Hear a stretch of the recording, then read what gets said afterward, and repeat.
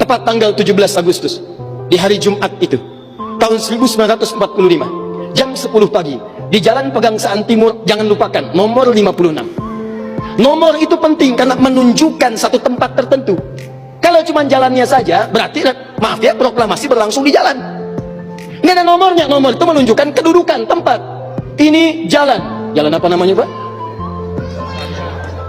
Kistu Kencana, ya. Kistu Kencana Timur, nomor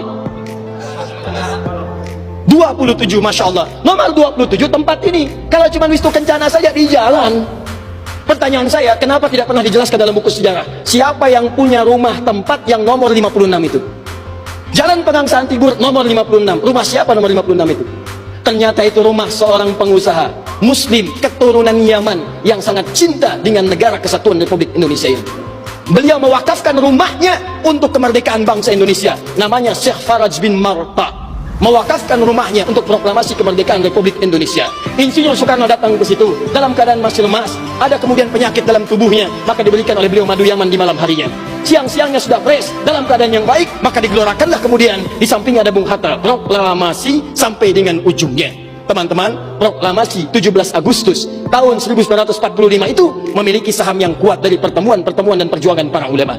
Karena itulah teriakan takbir yang digelorakan oleh Bung Tomo dari Surabaya itu, Allahu Akbar, Allahu Akbar. Terjemahan takbir itu kalau diterjemahkan dalam bahasa Indonesia adalah Allah yang maha besar, Allah yang maha kuasa. Kalimat Allah yang maha kuasa itu Negara Kesatuan Republik Indonesia mengapresiasi dan menanamkan dalam undang-undangnya. Baca pembukaan Undang-Undang Dasar. Atas berkat rahmat Allah yang maha kuasa. Kalimatnya Allah, tidak ada yang lain lagi. Atas berkat rahmat Allah yang maha kuasa, dan dengan didorongkan oleh keinginan luhur. Jadi keinginan luhur itu diletakkan di akhir setelah Allah yang maha kuasa. Karena dari dulu itu memang punya keinginan luhur, pengen merdeka, tapi belum dapat. Siapa kemudian yang mempercepat keinginan luhur itu? Allah yang maha kuasa. Atas berkat rahmat Allah yang maha kuasa, dan dengan didorongkan oleh keinginan luhur, maka rakyat Indonesia menyatakan dengan ini kemerdekaannya. Dari situ kemudian jadikan sebagai sila dari 5 dasar sila ketuhanan itu. Ketuhanan yang Maha Esa, sila yang pertama.